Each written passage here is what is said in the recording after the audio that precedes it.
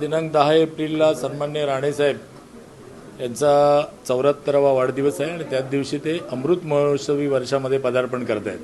त्यामुळे यावर्षीचा जो वाढदिवस आहे तो विशेष असा आहे आणि त्यासाठी कणकवलीमध्ये सन्माननीय मुख्यमंत्री देवेंद्रजी फडणवीस, सन्माननीय उपमुख्यमंत्री एकनाथजी शिंदेसाहेब, त्याचप्रमाणे भारतीय जनता पार्टीचे ज्येष्ठ नेते आणि केंद्रीय मंत्री नितीनजी गडकरी साहेब, रवींद्र चव्हाण साहेब, त्याचप्रमाणे उदय सामंत असतील, असे अनेक केंद्रीय राज्य मंत्रिमंडळातले सगळे मंत्रीगण उपस्थित राहणार आहेत. त्याचबरोबर सगळे आमदार मंडळीसुद्धा उपस्थित राहणार.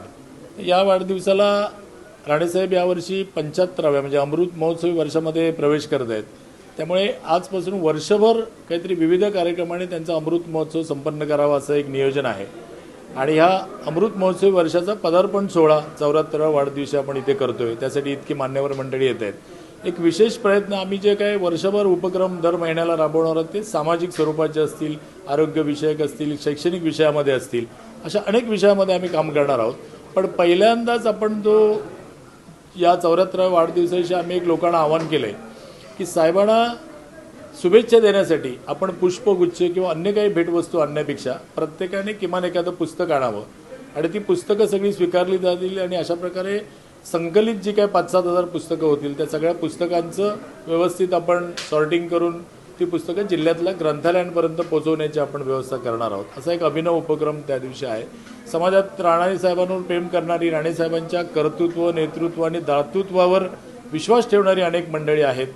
तर ह्या सगळ्या मंडळींना सुद्धा आम्ही विशेष असं सन्मानिका देऊन आमंत्रित केलेलं आहे. दरवर्षी ही मंडळी असतातच, पण यावर्षी त्यांना आपण खास या सोहळ्यासाठी आमंत्रित केलं आहे. असे विविध विषय या सगळ्या अमृत महोत्सवी वर्षामध्ये आम्ही राबवणार आहोत. यावेळी या सगळ्या मान्यवरांबरोबर 2 सेलिब्रिटी या ठिकाणी स्वतःहून उपस्थित राहत आहेत.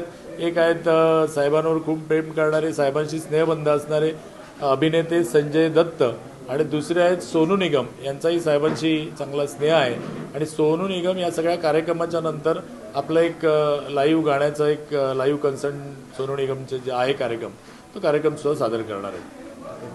आपल्या परिसरातील बातम्या आमच्यापर्यंत पोहोचवण्यासाठी स्क्रीनवर दिलेल्या क्रमांकावर संपर्क साधू शकता.